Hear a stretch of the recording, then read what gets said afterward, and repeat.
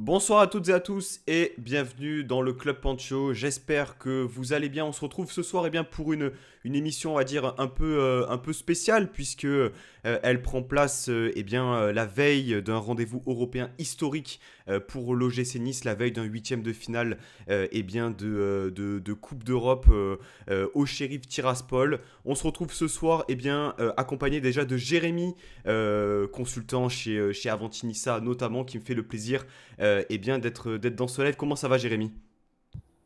Hello Pancho, hello Alex, ben écoute, ça va très bien. Hâte de débriefer avec vous un peu cet avant-match, on va dire. J'ai très hâte de voir cette confrontation et de voir un peu comment on va gérer ça, donc très content. Jérémy a teasé un peu. Vous le connaissez forcément si vous êtes un minimum sur Twitter. C'est un peu le représentant roumain avec Alex Scout de la communauté de l'OGC Nice. C'est Alex arrobas @footroumain sur Twitter qui avait fait le podcast de présentation de Radej Illier l'été dernier. Salut Alex, comment ça va? Salut à tous, salut à la communauté OGC Nice. Bah écoute, ça va très bien. Voilà, prêt pour débattre un peu à la fois de Ilié et aussi de cette chose, cet hybride, cet ovni, dans le mauvais sens du terme, qu'est le Sheriff Tiraspol. Alors, je sais pas si je l'ai dit, mais tu es journaliste SoFoot, bien sûr. Merci à toi d'être présent avec nous ce soir. Effectivement, pour une introduction avant de passer au plat de résistance qui est donc cette équipe du Sheriff Tiraspol et le match qui nous attend demain à partir de 18h45 en Moldavie, c'est Radej Illier, le prodige roumain, hein, c'est le terme qui était employé dans le podcast, mais c'est un jeune joueur encore qui est actuellement en prêt du côté du Maccabi Tel Aviv en Israël. Euh, Alex, j'ai réécouté effectivement, comme je le disais en off, le podcast qui avait été fait avec Sky et Alric notamment l'été dernier. Voilà, un joueur désiré par Lucien Favre qui a eu peu de temps pour s'exprimer, qui aujourd'hui, au même titre que l'entraîneur suisse, n'est plus à l'OGC Nice. Dans le foot, ça va très vite, Alex. Et là, il y est peut-être je vais pas dire dans une impasse, mais c'est une première saison compliquée à l'OGC Nice. Oui, oui, voilà, c'est peut-être un peu fort, c'est même très trop fort hein, de dire impasse parce que, encore une fois, et c'est pas le seul Romain dans ce cas, mais il a vraiment, lui pour le coup, il a vraiment subi le contexte, même s'il a aussi fait forcément des matchs très moyens, mais bon, encore une fois, enfin, on lui demande, faut prendre en compte à la fois la provenance, le temps éclair dans lequel il a explosé, le fait qu'il arrive dans un club comme Nice qui n'est pas, Nice n'est pas Lorient. Hein, j'ai tout le respect pour Lorient, mais voilà, en termes de standing, en termes d'objectifs aussi, c'est pas pareil. Puis même quelqu'un comme Favre, voilà, ça en dit long. Donc voilà, oui, c'est clair que c'est une période compliquée, mais comme longtemps de jeunes joueurs, quoi. Jérémy, effectivement, un contexte pas forcément évident pour un jeune joueur. L'entraîneur qui l'a désiré depuis un certain nombre de semaines, de mois, lorsqu'il arrive à l'OGC Nice, le recrute pour une somme qui, à l'époque, et même toujours d'actualité, hein, est énorme pour le championnat roumain. Euh, Est-ce que on peut déjà tirer... C'est difficile de tirer un bilan de cette première saison, mais enfin, comment tu imagines les prochains mois de Ilia l'OGC Nice? Est-ce que tu le vois peut-être se faire un trou dans la rotation l'année prochaine ou repartir en prêt dans une équipe peut-être un peu plus compétitive sur le papier que peut l'être le Maccabi Tel Aviv? Ouais, c'est vrai qu'il a eu un début de saison en fait où il avait commencé à jouer quand même quelques matchs et je l'avais trouvé assez, sans être exceptionnel, je l'avais quand même trouvé avec un niveau assez cohérent par rapport à son jeune âge et au fait qu'il faisait justement un grand changement dans sa carrière, aussi dans sa vie, hein, de venir à Nice comme ça. Donc j'ai trouvé qu'il avait été plutôt satisfaisant. Très étonné par la suite de ne plus le voir même entrer en fin de match. Je n'avais pas trop compris alors que justement il avait quand même montré quelques petites bonnes choses. Donc voilà, c'est vrai que c'était un petit peu décevant. Après, je trouve que là, voilà, un prêt, c'était la meilleure chose pour lui. On sait que là, c'est pas pour l'instant très bon du côté du Maccabi Tel Aviv. J'espère qu'il pourra avoir du temps de jeu quand même parce que c'est ce qui est important pour un joueur de son âge. Je pense que la meilleure chose pour lui la saison prochaine, ce serait d'avoir un prêt mais par exemple en Ligue 2 ou dans une Mm. équipe en Ligue 1 qui puisse jouer le maintien pour qu'il puisse vraiment avoir un peu plus voir le niveau en France, comment ça se passe, avoir vraiment beaucoup de temps de jeu dans une équipe comme ça. Je préfère par exemple qu'il ait beaucoup de temps de jeu en Ligue 2 que moins de temps de jeu dans une autre équipe de Ligue 1. Donc voilà, j'aimerais bien qu'il ait un prêt parce que je pense quand même qu'il a beaucoup de potentiel. Comme je disais, je trouvais que pour un jeune joueur de son âge comme ça, qui est arrivé dans ce contexte-là, c'était quand même pas si mal, hein, ce qu'il montrait. Donc je pense qu'il a quand même beaucoup de talent et il a des choses à montrer. Il est très polyvalent en plus. Donc voilà, moi j'aimerais bien que l'année prochaine, il puisse avoir un prêt où il puisse avoir beaucoup de temps de jeu, parce qu'il a que 19 ans. Donc voilà, il faut qu'il enchaîne Mm. un petit peu les matchs pour revenir, s'il y arrive, dans de bonnes conditions à Nice, peut-être dans 2 ans. Ouais, tu fais bien de rappeler que c'est encore un jeune joueur et que eh bien, c'est un joueur qui, si le staff actuel, le nouveau staff, le juge comme étant intéressant pour le projet d'ici 2 3 ans, il aura tout à fait sa place, du moins on l'espère. Euh, Introduction terminée sur l'Alèche Chilier. Bon, je vous invite également les personnes qui sont sur Twitter à suivre Ilan notamment qui est donc expatrié en Israël et qui nous fait des rapports de match des entrées de Ilié. Bon, honnêtement, c'est pas fameux comme tu l'as dit Jérémy. On espère quelque chose de plus positif pour lui. Messieurs, on passe au Sheriff Tiraspol. On va prendre ça de manière plus large, parce qu'on a beaucoup parlé effectivement eh bien, des à côté et pas forcément du sportif. Toute la dimension, on va dire, géopolitique, Alex. Un club déjà qui est sur un territoire, on va dire, non officiel, si on peut le dire, autoproclamé, un État indépendant, la Transnistrie. Hein, je me suis entraîné pourtant hein, avant le live, mais j'ai pas réussi. Ah oui. État indépendant, mais sportivement rattaché à la Moldavie. C'est vraiment une vitrine de ce territoire qu'est la Transnistrie. Qu'est-ce que tu peux nous dire déjà par rapport à cette dimension-là géopolitique, avant de se baser sur la création du club et toute la dimension, on va dire, euh, économique et le lien aussi avec la Russie. Ça fait beaucoup de choses. Bah, au final, si tu regardes une carte et tu vois comment est la Transnistrie, c'est une Hmm. bande de terre, c'est exactement comme le Chili en Amérique du Sud, bon, toute proportion gardée évidemment, mais ça sert aujourd'hui d'enclave finalement à l'armée russe. C'est très très important donc pour eux qui ont une armée, enfin une partie de leur armée qui stationne là-bas pour garder justement enfin, toutes les instances, etc. moldaves un peu sous contrôle et sous pression, justement, d'autant plus maintenant avec ce qui se passe en Ukraine et toutes les décisions qui sont prises par Maya Sandu qui, elle, est pro-européenne, contrairement à enfin, son prédécesseur, Igor Dodon, qui était pro-Kremlin. Donc, justement, pour ça, c'est nécessaire. Après, voilà, donc, à la fois une menace militaire qui est donc la Transnistrie qui, vous le voyez un peu sur tout ce qui est images, etc., joue beaucoup sur les clichés communistes enfin, d'un autre temps, mais qui est bien ancré dans l'ère moderne. Enfin, je veux dire, c'est un mélange un peu. On vous montre une image d'un autre temps, mais nous, voilà, on fait exactement les mêmes magouilles que font les pays développés en Occident, etc. Avec enfin, c'est un pays assis sur des trafics. Hein, au final, c'est exactement ça. C'est pour ça que le shérif peut perdurer, peut être totalement au-dessus du lot en Moldavie. Donc, je veux dire, puisqu'ils sont intégrés au championnat moldave, comme en Moldavie. Donc, voilà, tout ce qui est foot, c'est vraiment la dernière des priorités, quoi. Donc, ça leur permet d'être au-dessus, justement, parce que finalement, c'est un État mafia. Et donc, c'est un club mafia qui représente cet État mafia. Cette société Sheriff, justement, concrètement, c'est voilà, présente dans différents domaines, sources, on va dire, de la vie de tous les jours, les supermarchés notamment, etc. Donc, on est vraiment sur l'utilisation même de la notoriété footballistique pour, comment dire, s'acheter une sorte de soft power, du coup, le Sheriff Tiraspol. Ah oui, oui, bah clairement. Puis tu le vois déjà l'utilisation d'un nom comme celui-ci marche à l'étranger.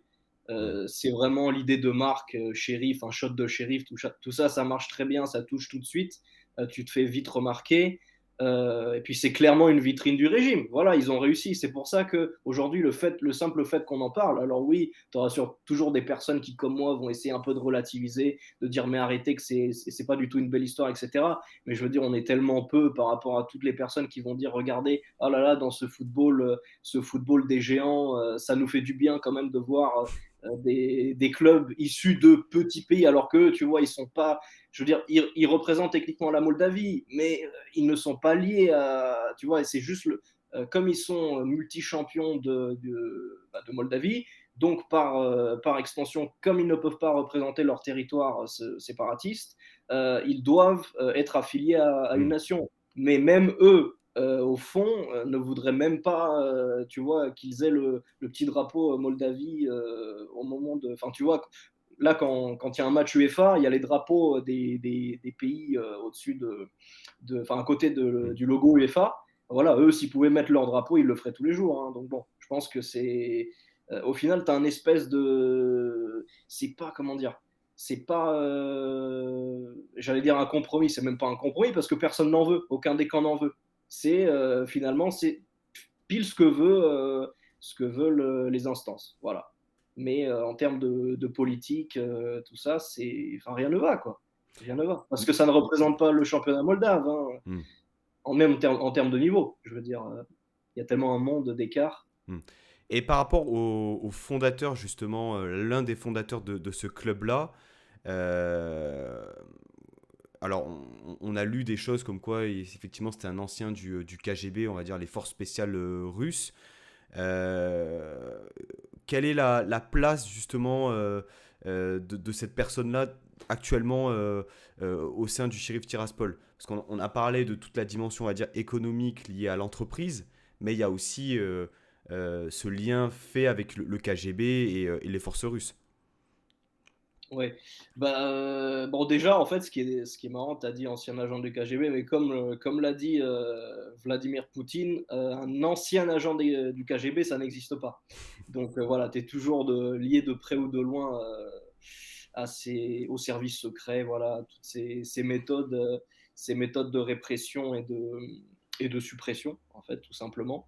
Donc aujourd'hui, quel est son rôle précisément? Bah, encore une fois, moi, je ne peux pas te dire quelle est son implication Hmm. précisément dans l'organigramme, mais ce genre de personnes voilà, qui sont des fondateurs, comme c'est finalement leur marque qui est mise en avant, donc Shérif qui représente du BTP, les supermarchés, l'essence, toutes les pompes à essence en fait que tu as dans la région, c'est Shérif, tu vois.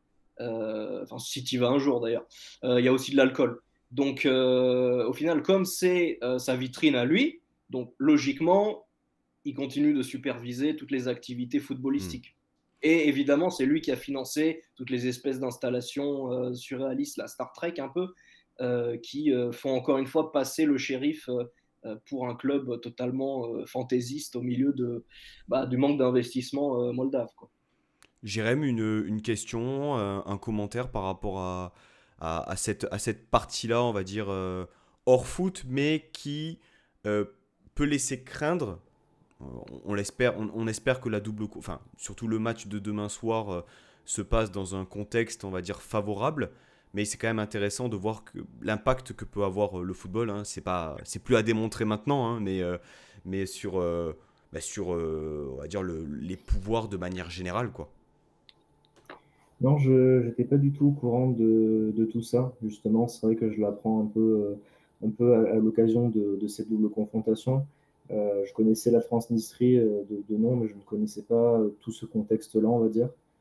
Donc c'est sûr que je pense que ça aura son importance quand même dans le contexte du match. J'espère que tout se passera bien, bien évidemment. Mais sinon, non, en tout cas, je suis très content d'avoir appris tout ça. Je ne pensais pas que cette situation-là était telle qu'elle est. Mais non, j'ai pas forcément de questions sur tout ça. Tout était très clair. Ouais. Il était évoqué une délocalisation du match il y a quelques jours, notamment en Roumanie. Bon, le match va bien se tenir en Moldavie. Euh, voilà. Donc, si l'UEFA a estimé que le match pouvait être accueilli en Moldavie, On va croiser les doigts, c'est que tout ira bien. On espère aussi que la petite centaine de supporters niçois rentrera eh bien, tranquillement en France à l'issue eh bien, d'une belle victoire. On croise les doigts. Euh, Jérémy, on enchaîne sur l'équipe. Donc tu l'as dit Alex, multi-champion de Moldavie, véritable vitrine, on va dire, de l'entreprise Sheriff et de tout ce qu'elle peut, on va dire, colporter, inspirer. Maintenant, en termes déjà, la place du football en Moldavie. Tu as dit que en Moldavie, le football était quelque peu négligé. Est-ce que c'est l'affaire de tous les sports ou est-ce que c'est le football qui n'est pas forcément mis en avant, lié peut-être au fait qu'il n'y ait pas une génération dorée de joueurs, que l'équipe nationale ne rayonne pas. Qu'est-ce qui explique le fait que la Moldavie ait un football aujourd'hui? Alex, je t'ai donné la parole, je te l'ai reprise, Jérémy, excuse-moi. Mais qui explique le fait que le football soit quelque peu peut-être négligé, si on peut dire ça comme ça. Bah, tout simplement, comme c'est marqué sur mon pull, la Moldavie indépendante, enfin, c'est une vaste blague, hein. Moi, je veux dire, j'ai de la famille qui est originaire de là-bas. C'était avant, ça a toujours été la Roumanie, tout simplement. C'est aussi pour ça que rien ne va dans le pays économiquement ou à niveau de sport, d'infrastructure. C'est une des nations. En plus, ils sont même pas dans l'Union européenne. Point de vue, voilà, tout ce qui est argent, etc.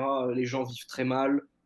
C'est pour ça aussi qu'il y a des records d'immigration dans tous les pays dits développés, en tout cas, notamment en France. Enfin, voilà, tu as beaucoup de femmes donc issues de tout ce qui est tâches ménagères, etc., qui viennent en France parce qu'elles n'ont pas le choix, tout simplement.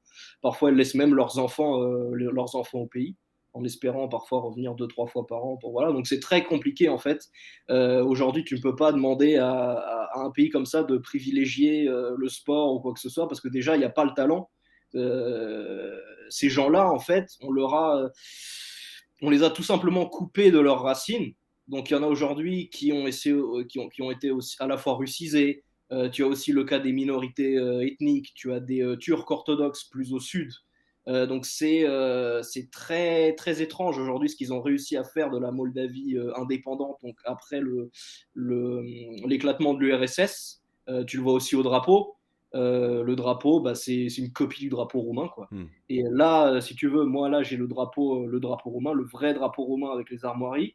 Celui donc de la Moldavie, tu as l'armoirie. Attends, je sais pas si je peux le montrer là. Voilà, si là les cornes de roc que tu as sur le bouclier en haut à gauche, c'est la Moldavie, ça. Et Hmm. bah sur leur drapeau à eux, au centre, tu as juste ça. Tu as juste le roc. Voilà. Hmm. Pour te montrer que ce pays bah, n'a aucune viabilité. Et on empêche en fait les gens de choisir leur destinée et donc leur autodétermination. On empêche un référendum depuis des années parce que les Russes, voilà, ils ont leurs intérêts économiques, tout ce que tu veux. Quand il y a eu l'URSS, tu avais 70% des fruits de l'URSS qui venaient de Moldavie. Enfin voilà, tu as Hmm. beaucoup de choses comme ça qui font qu'aujourd'hui, ils empêchent bah, des gens, enfin même des familles d'être réunies.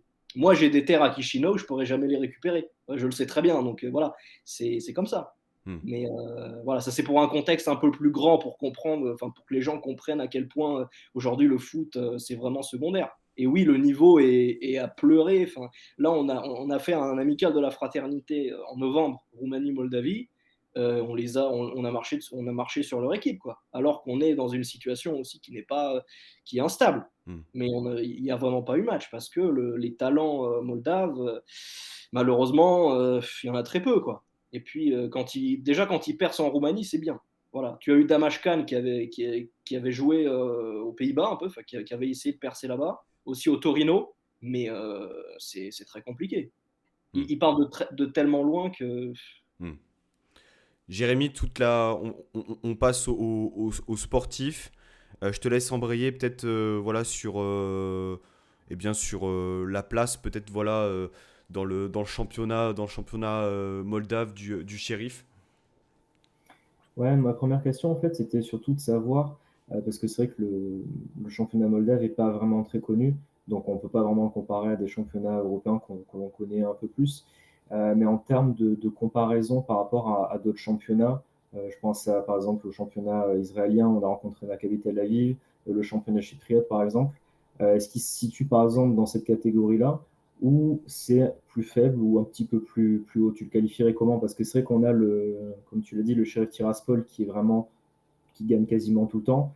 Mais est-ce que après c'est parce que le niveau du championnat est très très faible ou est-ce qu'il y a des équipes de temps en temps qui arrivent un petit peu à les embêter ou pas du tout? Par rapport à Chypre, par exemple, ils sont à des années-lumière.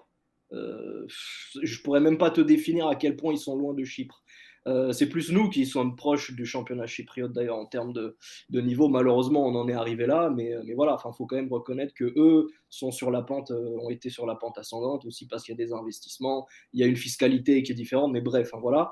Non, le championnat est vraiment d'un niveau. Enfin, d'ailleurs, tu le vois très bien. Et je crois il y a 8 équipes là cette année. Enfin, c'est vraiment à chaque fois les deux derniers ils se prennent des volets pas possible. Malheureusement, tu as le club historique qui est le Zimbru Chisinau, donc qui détient le stade dans lequel va jouer Nice demain, donc qui est aussi le stade national. Voilà où tout va très mal. Hein. Enfin voilà, je connais des ultras là-bas. C'est vraiment, enfin heureusement qu'ils sont encore là pour faire vivre l'âme du club parce que les financements, tout ça, c'est enfin comment dire, la fédération moldave, la FMF, est vendue totalement au conglomérat shérif, quoi. Elle s'est prostituée, n'ayons pas peur des mots. Hmm. Après, c'est comme toutes les fédérations, j'ai envie de te dire, c'est vraiment quelque chose qui n'a pas de frontières. Oui, tu avais cité aussi, c'était quel l'autre championnat? C'était Israël, oui, c'est pareil. Israël, moi je trouve que c'est pas mal comme championnat. C'est pour ça, quand Ili est allé là-bas, je me suis dit, bon, enfin, certes, j'aurais préféré Strasbourg, enfin, tu vois, un club effectivement où il puisse plus s'habituer à la Ligue 1, mais Israël, c'est quand même pas trop mal. On a vu ce qu'a fait le Maccabi Haïfa aussi en Ligue des Champions. Moi, ça m'a impressionné, ça m'a vraiment impressionné. Donc vraiment, non, non, la Moldavie, c'est tout en bas, quoi. Tout en bas. On est vraiment au niveau de la Biélorussie en termes enfin, du Bélarus en termes de niveau footballistique, quoi. Hmm. Avec justement le D'accord. shérif Tiraspol qui, comme un cheveu sur la soupe, sort un peu de ça et qui a, on va dire, s'est fait connaître aux yeux du monde suite à cet Ouais, exploit au Bernabéu surtout. ouais, ouais. Et oui, oui. Puis en plus, à l'époque, ils avaient vraiment des joueurs. Hein. Quand même, Thiel, c'est un joueur qui pourrait jouer dans des bons championnats. Le gardien Athanasiadis aussi, c'était très fort.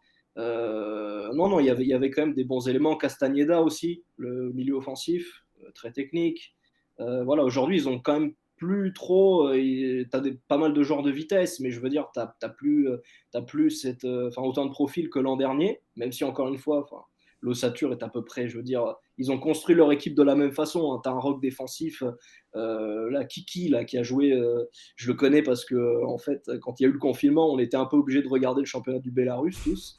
Donc voilà, j'avais regardé Kiki qui joue au Dynamo Brest et c'était un des joueurs que j'avais remarqué. Donc voilà, le voir ici, bon, c'est pas un foudre de guerre, hein, mais je veux dire, voilà, c'est quelqu'un qui a à peu près le profil de Dulanto, qui était un peu leur rock l'an dernier en Ligue des Champions, quoi, le Péruvien là, qui faisait 2 mètres et qui laissait rien passer, mais qui était très lent et qui était imprenable dans les duels, enfin voilà, en termes d'impact et tout, il prenait tout et il compensait justement par l'agressivité. Donc voilà, c'est un peu ce calque-là. Tu parles justement de l'équipe et de sa composition dans son ensemble. Ce qui nous interpelle, nous, on va dire, non-suiveurs forcément du championnat moldave et du Sheriff Tiraspol, c'est eh bien, le nombre conséquent de nationalités parmi les 30 joueurs environ de l'effectif. Ils sont à plus de 20 nationalités différentes. Alors, il y a principalement des joueurs issus eh bien, du continent africain. Et aussi, l'hiver dernier, il y a eu une dizaine de mouvements du côté des arrivées, une dizaine de mouvements du côté des départs. Et de manière générale, il y a beaucoup de turnover. Déjà, comment est-ce que tu expliques? Est-ce qu'il y a une connexion déjà qui est faite avec le continent africain? Est-ce que c'est uniquement de l'ordre, on va dire, de l'économie qui fait que on va dire, les championnats africains n'étant pas extrêmement cotés, fait que ça attire des clubs, même des pays qui, sur la scène européenne, sont un peu moins forts, comme par exemple la Moldavie ou même d'autres pays d'Europe de l'Est. Ça, c'était la première question. Et ce turnover-là, est-ce qu'il est habituel? Enfin, qu'est-ce que tu peux nous dire là-dessus concrètement?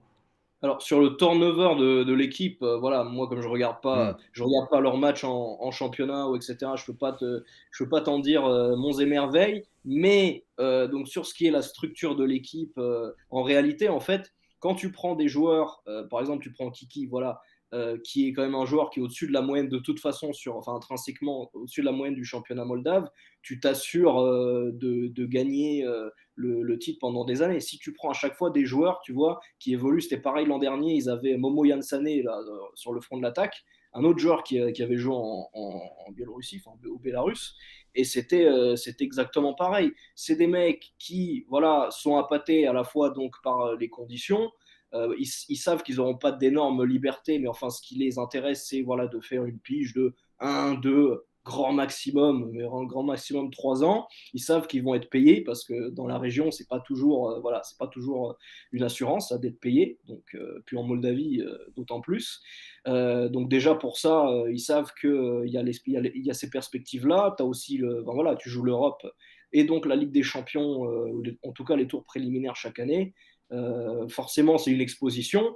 Beaucoup de joueurs s'en sont servis, plus ou moins bien, hein. Il y en a souvent après qui repartent en Turquie, enfin voilà, là où un autre vent d'argent les mène finalement, hein, parce que là-bas aussi, je veux dire, même dans les divisions inférieures, il y a de l'argent. Hmm. Mais non, c'est pour ça que je dis que c'est des mercenaires, tu vois. Mais au fond, on peut pas leur en vouloir. C'est des professionnels, voilà, ils font leur boulot. Mais la structure de l'équipe, c'est ça, c'est prendre des joueurs qui sont au-dessus de la moyenne de toute façon du championnat.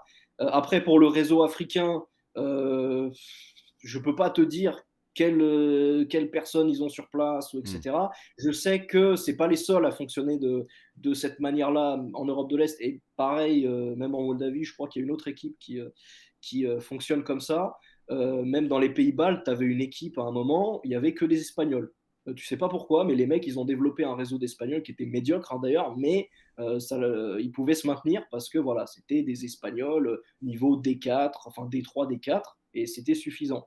Mais voilà, parfois, certains ne font pas d'efforts, ils prennent un modèle, voilà, donc on va construire une équipe de joueurs africains, voilà, avec certaines qualités propres, avec une capacité d'osmose certaine, voilà, même si c'est court terme. Et on se dit, allez, on va mettre un coach. En l'occurrence, je crois que leur coach actuel italien, il était déjà passé par le club à un moment adjoint ou quelque chose comme ça, donc il sait comment ça marche. Donc voilà, ils prennent pas, c'est pas fait au hasard. Certes, c'est des joueurs un peu qui sortent de nulle part puisque c'est renouvelé tout le temps très, enfin c'est une moissonneuse batteuse quoi. C'est vraiment, pour le coup, Sheriff Tiraspol, voilà. Enfin, tu parlais du PSG, je sais plus si c'était en off, mais le PSG Moldave, mais c'est cette idée en fait tout simplement, c'est une moissonneuse batteuse. C'est l'exemple même du foot moderne, des dérives du foot moderne, mais à la sauce locale en fait. Ça me fait un peu penser à la NBA. Le côté un peu trade. Euh, Tu fais venir des gars 6 mois, 1 an, et puis bah, ils sont bons, tant mieux. Ils peuvent peut-être aller dans un championnat un peu plus huppé, ou alors ils sont moins bons, et puis ils partent. Bon, ça me donne un peu ce sentiment-là. Jérém, par rapport à ce qui est dit là, est-ce que tu avais peut-être une question, une remarque? Non, j'ai une question justement si c'était quelque chose d'habituel ou pas, mais du coup, ouais, Alex a bien répondu à la question. Moi, ce que je me demandais en fait, c'est quand tu parles justement du niveau de l'équipe en général et du fait qu'il y ait beaucoup de turnover, c'est plus donc sur l'aspect de la double confrontation, sur l'équipe telle que tu la connais. Déjà, est-ce que tu penses qu'avec tout ce qui s'est passé cet hiver, ils se sont plus affaiblis ou renforcés? Et est-ce que tu penses qu'il y a vraiment des axes où ils peuvent vraiment nous mettre en difficulté demain? Et est-ce que ça va être compliqué pour nous? Ou tu penses que normalement, ça va passer tranquillement? Bah, normalement, en tout cas, sur ce que montre Nice ces dernières semaines, et par rapport aussi au fait que les clubs français ont encore une fois réussi la performance, tu vois, de se faire éliminer Enfin, je fais notamment référence à Monaco parce que je m'y attendais en plus. Je les ai vus gagner à l'aller, mais j'étais sûr qu'au retour, ils allaient faire les cons. Bon, ça n'a pas manqué. Voilà, on peut pas en vouloir à un club comme Nantes qui s'est extrêmement bien battu au match aller, etc., qui a vraiment fait honneur. Voilà, mais je veux dire, en général, les clubs français, c'est un peu toujours la même chose. En Coupe d'Europe, on croit qu'on est au-dessus. Voilà, mais là, j'ai pas l'impression que Nice est dans cette optique-là. Après, on peut toujours se tromper. On sait jamais ce qui peut arriver. Mais normalement, enfin, si Nice est à son niveau, je veux dire, il ne devrait pas y avoir de match parce que le Sheriff est quand même beaucoup moins fort que l'an dernier. Si vous regardez aussi les résultats là, de cette année, même en championnat, ils se contentent vraiment du service minimum. Ils font du 1-2-0. Parfois, ils laissent traîner des nuls. Enfin, voilà, ils sont moins dominateurs aussi. Enfin, ils sont toujours dominateurs, point de vue. Point. Je veux dire, ils continuent d'engranger, à rouler sur tout le monde, mais ils filent moins de rousses, tu vois, il n'y a pas, alors que les autres années, et donc l'an dernier, où ils ont fait cette performance en Ligue des Champions, etc., ils sont passés donc ensuite en Europa League, c'était autre chose. Et tu avais vraiment des joueurs qui avaient un niveau, voilà, on pouvait dire que quand ils ont sorti l'Étoile Rouge de Belgrade, c'est pas que sur un ou deux matchs, tu vois, ils ont eu un peu de chance, non, c'est vraiment qu'ils étaient meilleurs que l'Étoile Rouge de Belgrade. Alors que cette année, là, au dernier match, la dernière double confrontation, ils sont tombés sur le Partizan. Franchement, le Partizan cette année, je suis désolé, mais c'est. Là, en Roumanie, ils attrapent les playoffs, mais je ne sais pas s'ils ne servent pas de punching ball en playoffs, tu vois. Et pourtant, on parle du championnat, tu vois, que je connais le mieux et je sais très bien qu'il y a des failles, etc.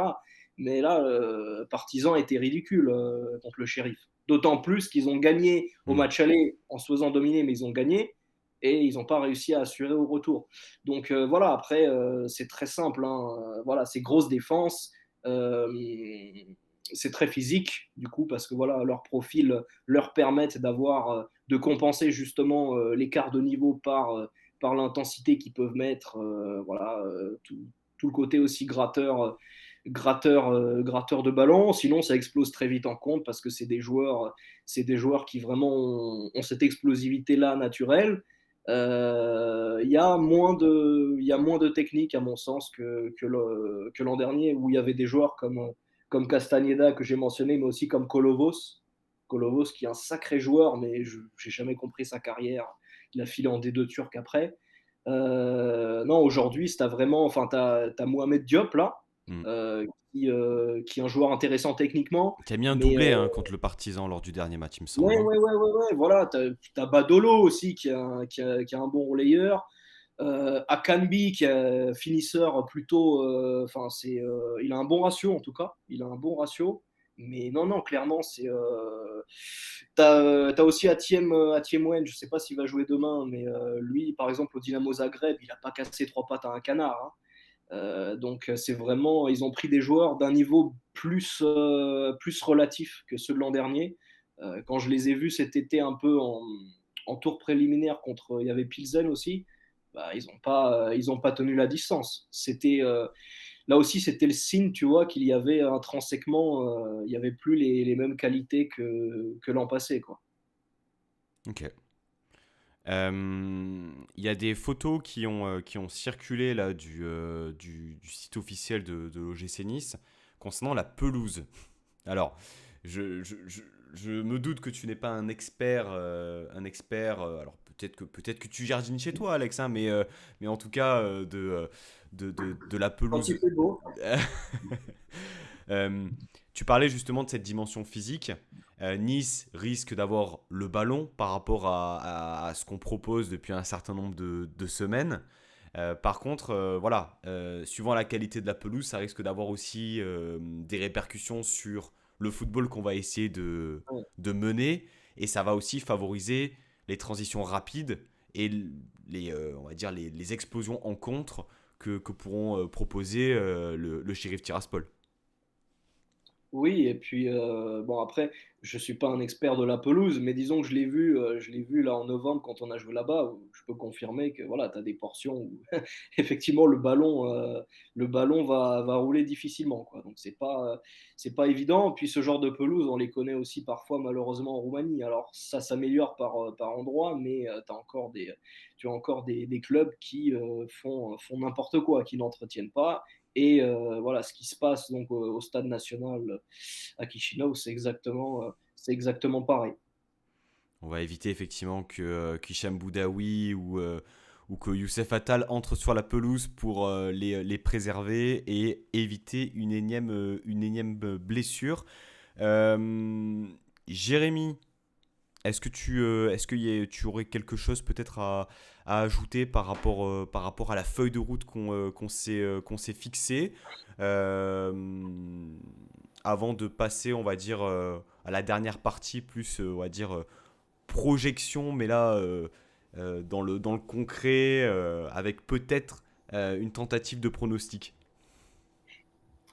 Non, non, j'ai pas forcément d'autres questions. Mais ouais, enfin, j'ai un peu peur quand même d'un match piège au vu de. Même si, voilà, comme tu le dis, normalement, leur équipe est un peu plus faible que l'année dernière et qu'on est sur une bonne dynamique, j'ai quand même pas mal d'éléments qui me font un peu. Qui me font dire que ça va être un match quand même compliqué, surtout nous connaissant. Donc, on va voir. Mais parce qu'on vit un peu avec ce fantôme de ce barrage d'Europa League contre l'Apollon Limassol, Alex. C'était en 13-14, 2013-2014. Et c'est vrai que bon, il faut un minimum suivre l'OGC Nice pour savoir qu'on ne peut pas avoir confiance en Ouais. en cette Et équipe. puis franchement, ce que j'ai vu cet été, ouais, contre le Maccabi, justement, c'était compliqué. Donc, Ah oui, c'était très très compliqué.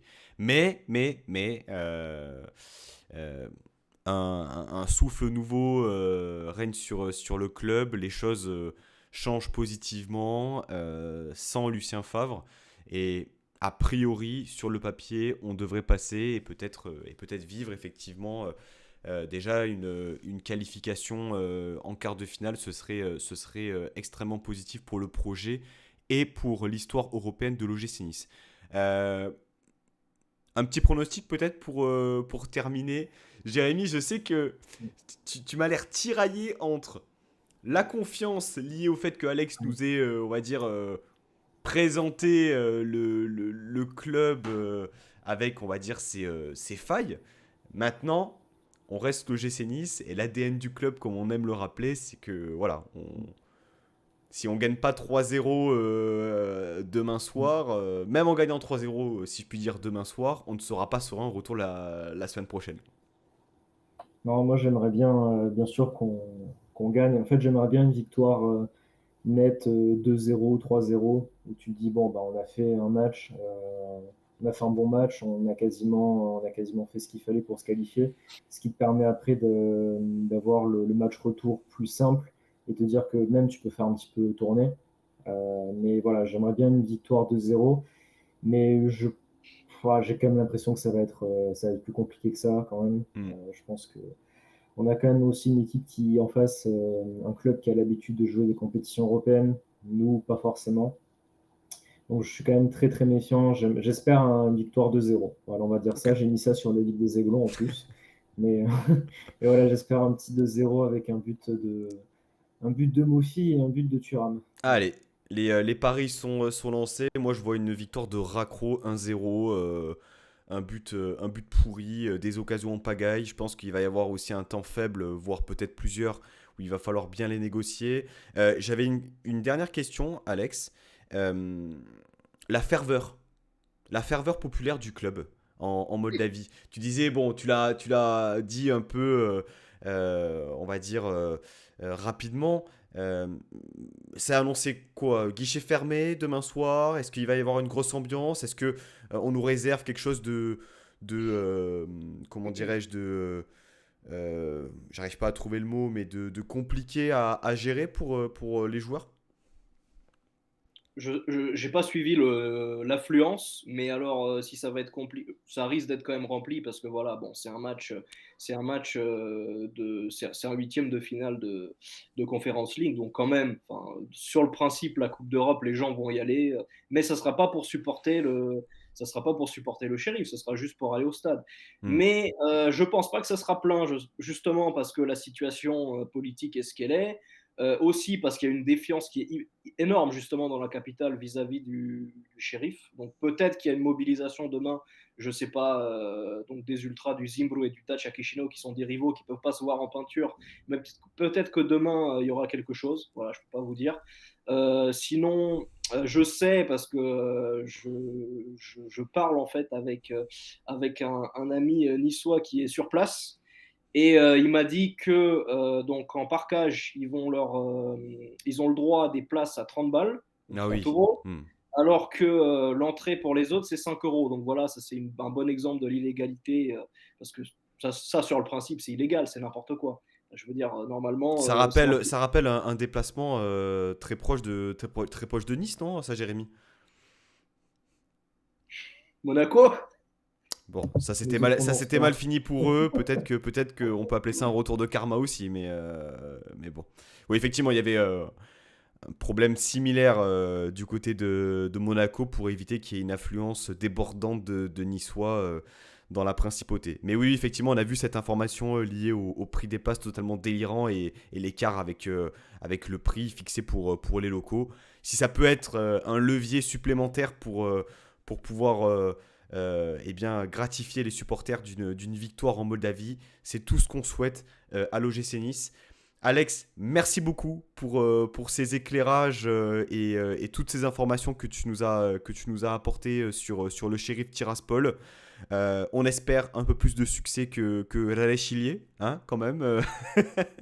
Sans le condamner, attention, c'est pas. Mais bon, Non, mais alors je pense pas qu'il fera carrière à l'OGC Nice, hein. Je pense que là, bon, ça commence à devenir compliqué. Mais ailleurs, je sais pas si ça sera en France ou hmm, dans un autre championnat. Je pense vraiment que voilà, c'est pas pour rien qu'on en a parlé en termes élogieux. Je dis on parce que j'ai pas été le seul hmm. cet été, hein, à en faire comme ça un grand prospect. Il y a Pitou aussi actuellement à Bordeaux qui est un très bon joueur, mais il y est, tu vois, c'est encore au-dessus en termes d'attente et d'espoir. Donc, je pense vraiment, en tout cas, ce qu'on a vu ces derniers temps, qu'il va se mettre à un niveau aussi bien mental, enfin, il va mettre au même niveau le mental, le physique, tout ce que tu veux, pour se réajuster tout simplement, parce qu'on a besoin d'avoir des joueurs comme ça. Et il ne faut pas oublier d'ailleurs qu'il y a l'Euro Espoir qui arrive en juin et qui pour la Roumanie et les jeunes joueurs roumains là, des générations qui y seront sera un levier parce Hmm. que en fait on a la meilleure équipe U21 de notre histoire qui est meilleure que celle de 2019 qui a fait les demi-finales avec Raj et avec tout ça. Donc voilà, c'est un peu pour vous donner un peu l'idée, c'est que tous les joueurs qui seront à cet euro là, ça peut changer leur début de carrière. Donc c'est aussi important pour eux d'arriver en forme. Donc il n'a pas le choix là, de se mettre à niveau au Maccabi, quoi. On espère fortement. Encore un grand merci à toi, Alex. Bonne continuation. Et puis, écoute, peut-être à bientôt pour une autre émission d'avant-match ou de présentation d'un joueur roumain qui sait, qui signera du côté de la Côte d'Azur. Jérémy, merci à toi de m'avoir Merci à toi. accompagné. Eh bien, on va suivre attentivement le match de demain soir. Huitième de finale aller de Conference League. On espère forcément un résultat positif. Un grand merci à tous les deux, les gars. Et puis très bonne soirée au chat et à vous deux. Salut.